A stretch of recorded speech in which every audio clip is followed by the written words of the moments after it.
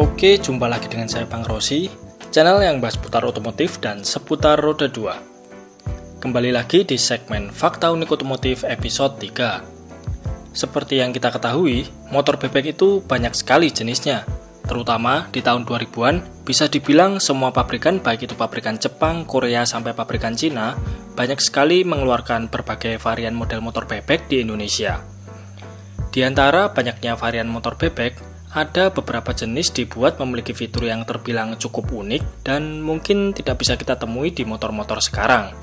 Nah, berikut ini kita akan bahas 5 motor bebek berfitur unik yang pernah dipasarkan di Indonesia. Apa sajakah keunikannya? Oke, langsung saja kita bahas di sini. Yang pertama ada Kawasaki ZX130. Mendengar nama ZX, pastinya kita langsung tertuju pada motor-motor sport kencang buatan Kawasaki. Tetapi beda ceritanya dengan ZX130. Ya, ini adalah ZX dengan wujud motor bebek. Nah, kalau kita telusuri, sebenarnya ZX130 bukan termasuk dalam keluarga Kawasaki ZX. Tetapi, motor ini memiliki kode AN130 yang masuk dalam keluarga bebek Kawasaki seperti Blitz R ataupun Kawasaki KZ.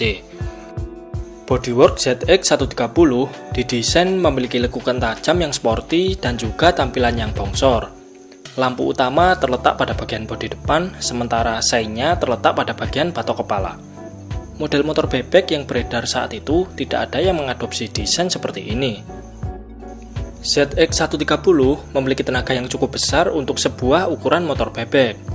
Mesin 130cc 4 tak dengan transmisi 4 percepatan yang sudah lulus uji emisi Euro 3 ini mampu menghasilkan tenaga maksimal sampai 10 horsepower dengan torsi 10,7 Nm.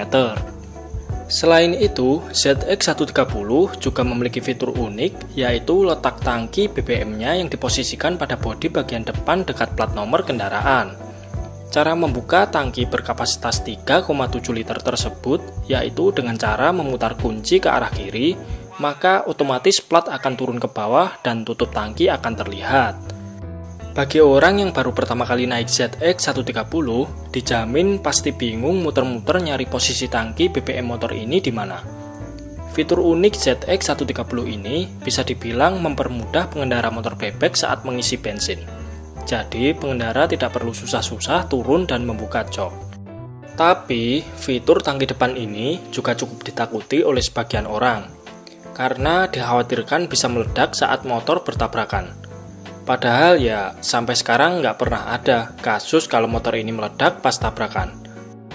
Dengan posisi tangki yang ada di depan, membuat kapasitas bagasi di bawah jok pun menjadi lebih luas, yaitu 16,3 liter. Ya, mungkin Supra Helm In, Speci, NMAX maupun PCX dikenal memiliki bagasi yang luas. Namun jauh sebelum motor-motor tersebut diproduksi, ZX130 sudah punya fitur bagasi yang luas ini. ZX130 menjadi motor bebek Kawasaki yang paling sedikit laku pada tahun 2011. Tercatat selama kurun waktu Januari sampai Mei tahun 2011, motor ini hanya terjual sebanyak 126 unit. Itu artinya satu bulan tidak lebih dari 30 unit saja yang laku terjual. Maka dari itu, PT Kawasaki Motor Indonesia akhirnya memberhentikan penjualan ZX130 pada tahun 2012. Motor bebek berfitur unik selanjutnya adalah Minerva Satsmadas.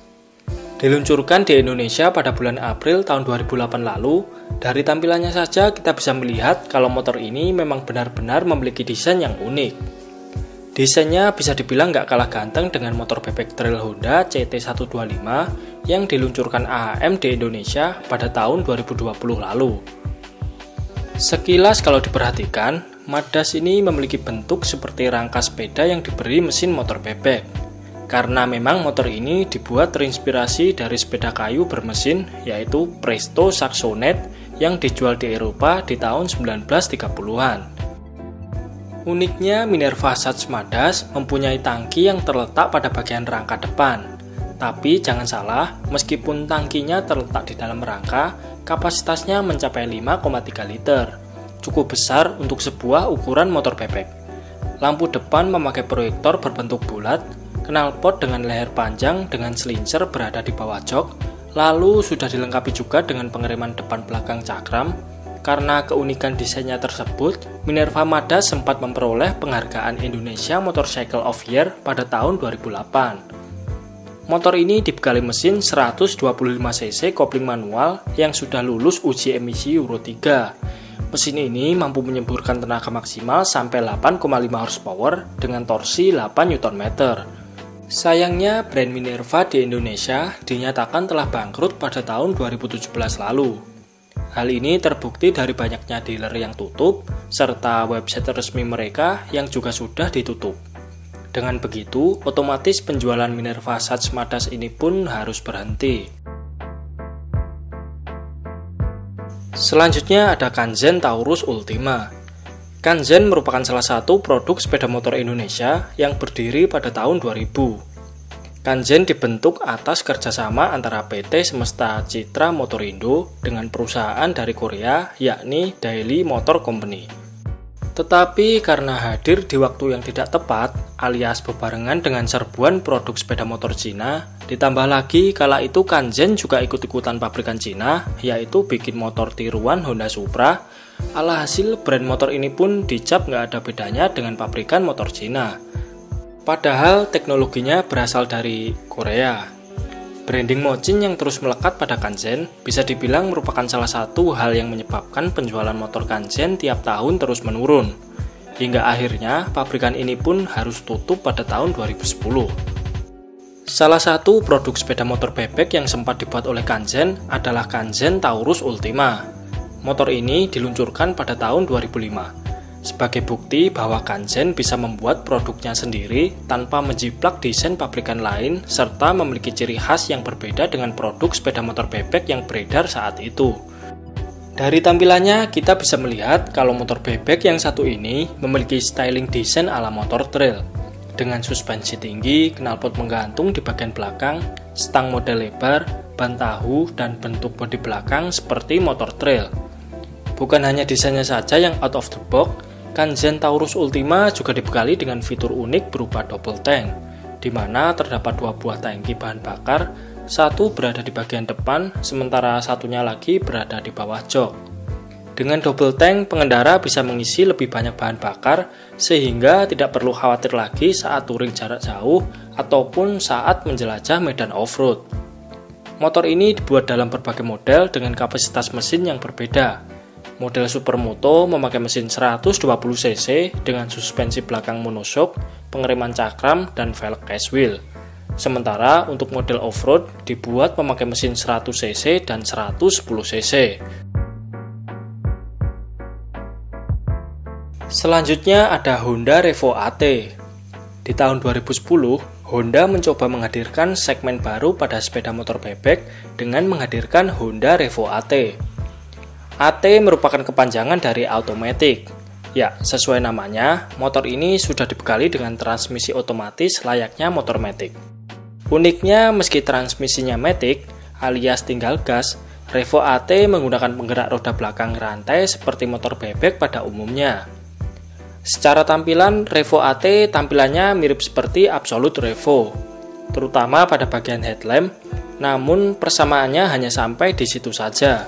Kalau kita perhatikan secara detail, bodywork Revo AT ini cukup banyak perbedaannya. Warna yang digunakannya pun lebih didominasi oleh perpaduan warna silver, dan menurut saya desain Revo AT ini secara keseluruhan lebih keren daripada Absolute Revo. Motor bebek matic pertama di Indonesia ini disokong oleh mesin 110cc full injection. Mesin ini bertenaga 7,6 horsepower dengan torsi maksimal 8 Nm. Tenaga yang cukup untuk sebuah motor bebek, namun nyatanya akselerasi Revo AT terbilang cukup lemot, terutama untuk putaran RPM bawah.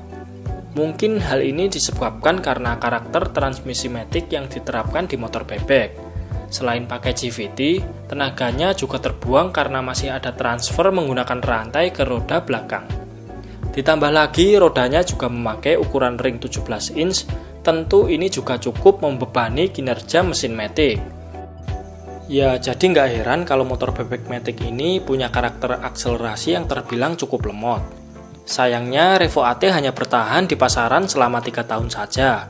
karena penjualan tiap tahunnya terus menurun dan tidak memenuhi target.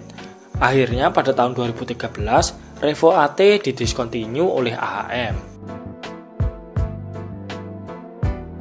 Motor bebek berfitur unik yang terakhir adalah Yamaha Lexam. Tak mau kalah dengan Honda, pada Februari tahun 2011, Yamaha menghadirkan pesaing Revo AT yaitu Yamaha Lexam, yang sama-sama mengusung konsep sebagai motor bebek matic. Ya, motor ini sama seperti Revo AT yang bodinya bebek, namun memakai mesin bertransmisi otomatis alias matic. Secara tampilan, Lexam memiliki desain yang cukup bagus. Hanya saja hal yang paling mencolok adalah bagian headlamp yang nampak begitu besar dan terlihat tidak begitu sinkron dengan bodinya. Saat pertama kali diluncurkan, Lexam sempat mengungguli penjualan Revo AT.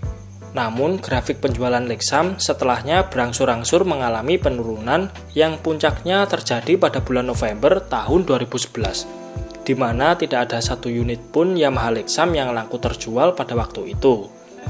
Ya, mungkin saja permasalahannya sama seperti Revo AT. Sejatinya motor bebek matic tetap saja tidak bisa menggantikan performa motor bebek konvensional yang terkenal bandel. Endingnya nasib Yamaha Lexam tidak jauh berbeda dengan pesaingnya Revo AT. Produksinya dihentikan Yamaha pada tahun 2013 bersamaan dengan tahun di mana didiskontinunya Revo AT. Masyarakat nampaknya kurang begitu welcome dengan keberadaan motor bebek matic, sebab bentuknya yang mirip motor bebek, namun soal mesin kurang begitu bisa diandalkan. Tentu banyak orang yang lebih suka motor bebek asli yang memakai gigi, yang secara performa dan perawatan juga lebih mudah dari motor bebek matic ini. Oke, mungkin itu saja sedikit pembahasan kita tentang motor-motor bebek berfitur unik yang pernah dipasarkan di Indonesia. Terima kasih sudah menonton, sampai jumpa di video-video Bang Rosi selanjutnya.